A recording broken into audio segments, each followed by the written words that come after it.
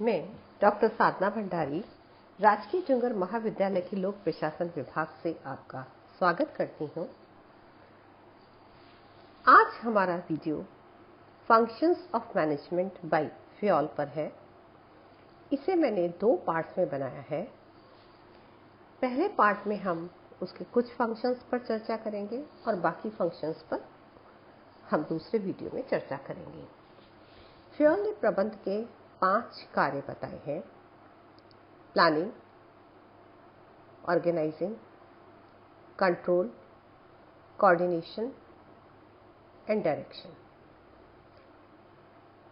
Fayol इस बात पर जोर देते हैं कि प्रबंध के कार्य ही प्रबंध के तत्व हैं। कुछ विचारक इन दोनों में भेद करते हैं, परंतु फ्योल ने इनमें कोई भेद नहीं किया है। पहला जो प्रबंध का महत्वपूर्ण कार्य फ्योल ने बताया है वो है प्लानिंग। वैसे भी हम जानते हैं कि किसी भी कार्य को आरंभ करने से पहले उसकी प्लानिंग आवश्यक है। अगर संगठन को अपने निर्धारित उद्देश्यों को प्राप्त करना है तो यह आवश्यक है कि प्लानिंग सही प्रकार से की जाए।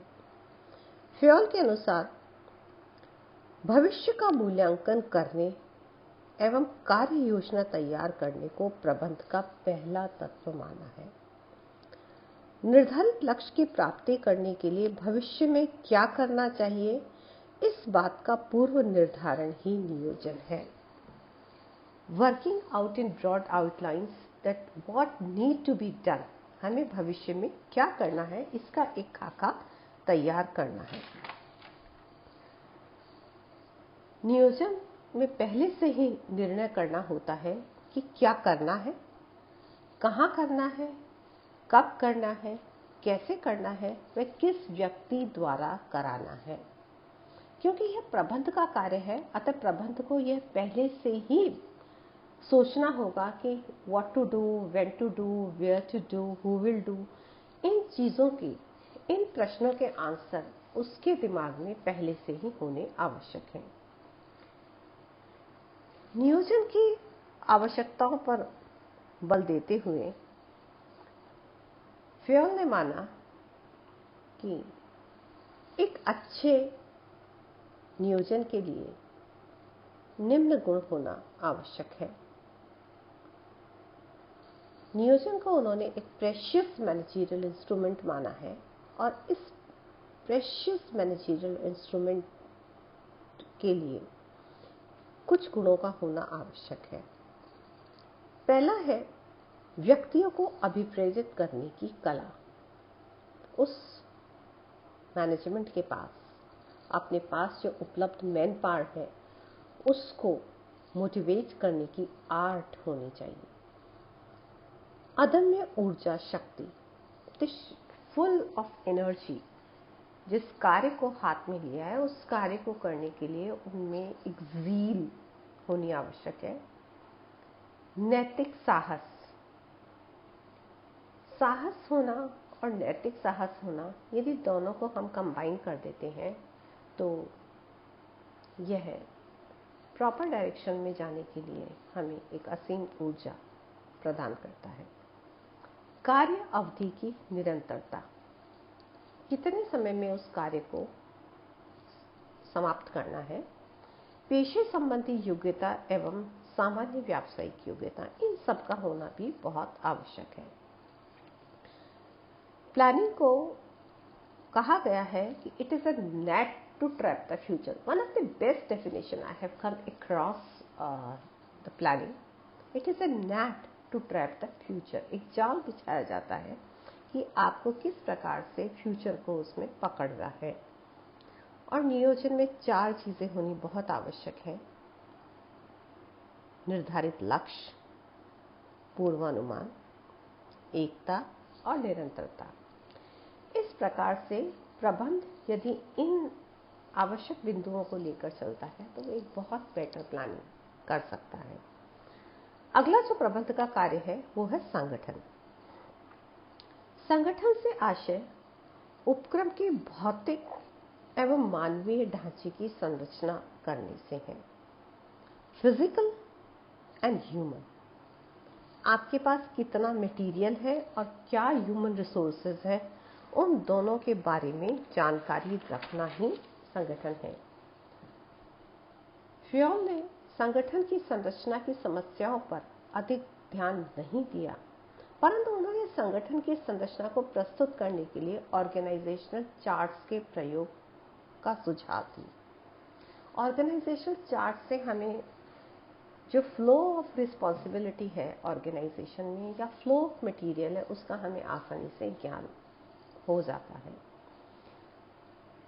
संगठन के बारे में 3 महत्वपूर्ण बातें उन्होंने बताई हैं। योजना द्वारा निर्धारित लक्ष्यों की पूर्ति करने वाले तंत्र से है ऑर्गेनाइजेशन। एक वो तंत्र है जिससे हम निर्धारित लक्ष्यों की पूर्ति करते हैं। और इसे आगे बढ़ाते हुए फ्योल ने कहा है, उपक्रम की योजनाएं चाहे कितनी भी अच्छी अथवा आकर्षक क्यों न हो, यदि उनको क्रियान्वित करने के लिए अच्छे संगठन का अभाव है तो सफलता की कामना करना बेकार है। अतः नियोजन द्वारा निर्धारित लक्ष्यों की कार्यान्विति के लिए कुशल एवं प्रभावी संगठन का निर्माण आवश्यक है। आपने प्लानिंग कर ली है, लेकिन उस प्लानिंग को इम्प्लीमेंट करने के लिए, उस प्लानिंग में जो आपने अपने शॉर्ट टर्म, मिड टर्म और लॉन्ग टर्म गोल्स रखते हैं, उनको अचीव करने के लिए आपके पास एक रीजनेबली गुड इनफ ऑर्गेनाइजेशन होना बहुत आवश्यक है।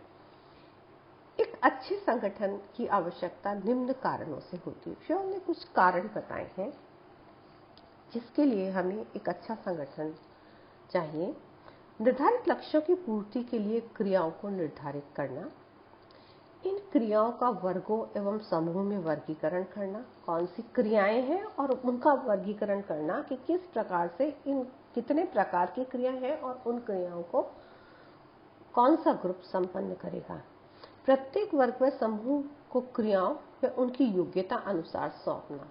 जो क्रियाएं हैं आपको उन व्यक्तियों को उनकी योग्यता के अनुसार देना है ताकि उनकी एबिलिटीज का पूरा यूज हो सके और अपनी एबिलिटीज का यूज करते हुए उन एक्टिविटीज को बेटर तरीके से परफॉर्म कर सकें। कार्य संचालन करने हेतु प्रबंधकों को उपयुक्त अधिकार प्रदान करना। जो कार्य उन्हें सौंपे गए हैं उसके लिए उन्हें उपयुक्त अधिकार प्रदान करना। अगर कार्य है तो अधिकार भी होने आवश्यक है। विभिन्न प्रबंधकों के कार्यों में समन्वय स्थापित करना। फ्योल के अनुसार संगठन को 2 भागों में विभाजित किया गया है, मानवीय संगठन और भौतिक संगठन। मानवीय संगठन से आशय है श्रमिकों एवं कर्मचारियों की व्यवस्था से, वहीं भौतिक संगठन से आशय है कच्चे माल व मशीनों की व्यवस्था।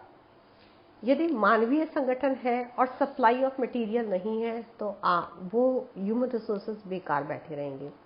यदि आपके पास कच्चा माल है और उनको यूटिलाइज करने के लिए ह्यूमन रिसोर्सेज नहीं है तो भी ऑर्गेनाइजेशन अपने गोल को अचीव नहीं कर पाएगी। अतः दोनों प्रकार के संगठनों का होना बहुत आवश्यक है। तो इस प्रकार इस वीडियो में हमने इन बिंदुओं पर चर्चा करी कि किस प्रकार से प्लानिंग आवश्यक है और उस प्लानिंग के बेटर इम्प्लीमेंटेशन के लिए एक अच्छे ऑर्गेनाइजेशन का होना आवश्यक है। अगली 3 एक्टिविटीज को हम हमारे अगले वीडियो में देखेंगे। तब तक आप इसे ध्यान से सुनें। Stay happy, stay blessed, stay safe. Thank you very much.